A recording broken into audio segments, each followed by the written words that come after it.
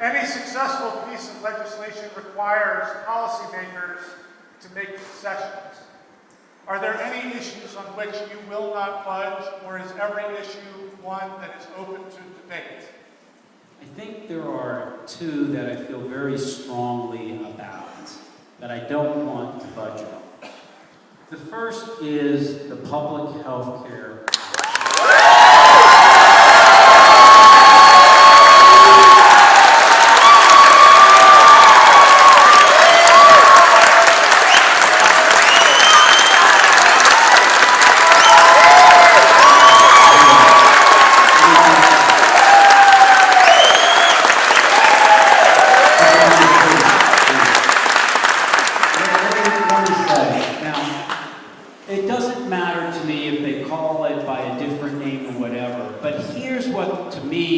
Purpose of the public health care plan option. And this issue is going to come up anyway, so I'm answering two questions here. 70% of all private health care plans in the Philadelphia region, I'm talking about the outlying counties nearby, where about 40% of all Pennsylvanians live. About 70% of all private health care plan options are in one health insurance company. We used to call that a near monopoly. Throughout Pennsylvania, and the number it used to be up until 2 days ago, 70% of all private health care plans throughout Pennsylvania are in two companies. There's a new figure out, I understand that it's a little lower now, around 65%. But that's kind of a duopoly. My concern is this: as I've gone to hospitals in my district, one of them's an independent one. The last independent one in one of my 3 counties is they try to negotiate best fair prices. They don't have that kind of bargaining power. The value to me of a public health care option is this. You know that exchange you had where everybody can put in whatever health care plan they want? Now I'm going to talk about that more, about what minimum benefits are and all that. I think a public health care plan option does the following. First off, it's subsidized in the bill by the co-pays and the premiums of those who join it, not the government. Number 2, it is a choice. Those companies, those small companies that the woman asked about, they have a choice, those 15 people in a small business, to pick that one or any other one they want. A choice. Number 3, they do not pay $23 million every year to their CEO, nor the $50 to $70 million subsidy. So, according to the Congressional Budget Office, that plan actually saves about $150 billion.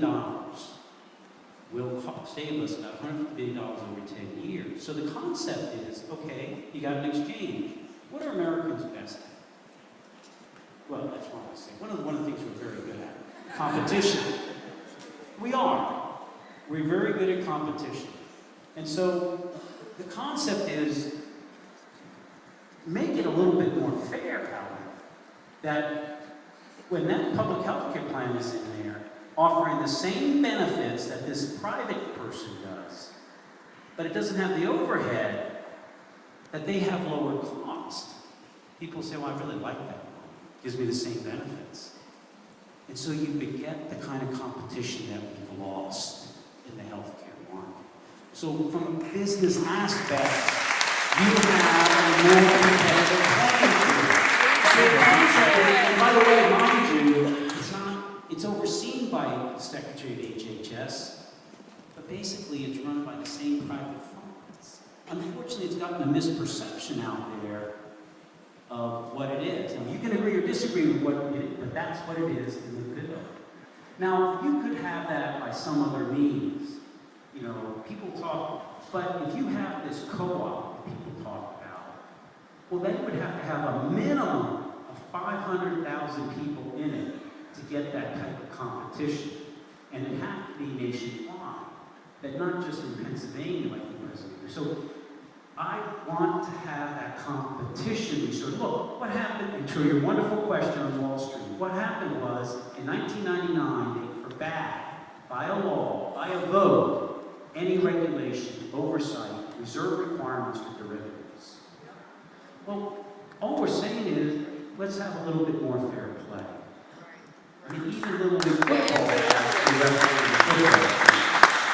Second, I am a person that believes in a mandate, that everyone should be covered. Here's why. We kind of do this in car insurance to some degree. That person has to have car insurance in case I get hit. That, you know, I can get recovery for my car. They're not, you know. But to some degree, it's not dissimilar. 1/5 of the 47 million uninsured are actually individuals, usually single, not all of them, who earn at least $50,000 or more, often about 30 years old, so those masters of the universe. I think they're going to live forever and don't want, rather have a night out in town in Philadelphia rather than paying their health insurance, because you know how we all were at 30.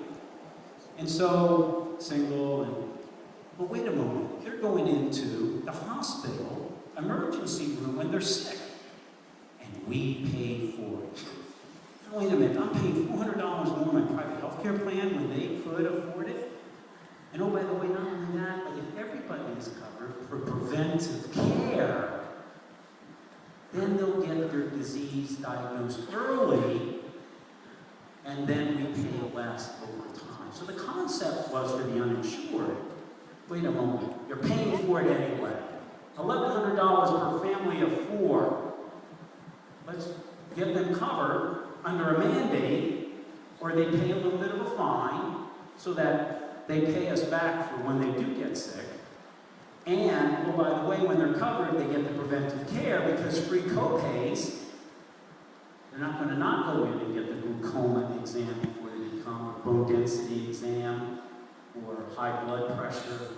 And all of a sudden, you begin slowly but surely to bend the cost curve. I can't tell you 100% it's going to work. But the research that we've worked on, that I'm actually, who I hired to do nothing but healthcare, my staff, is why I am a big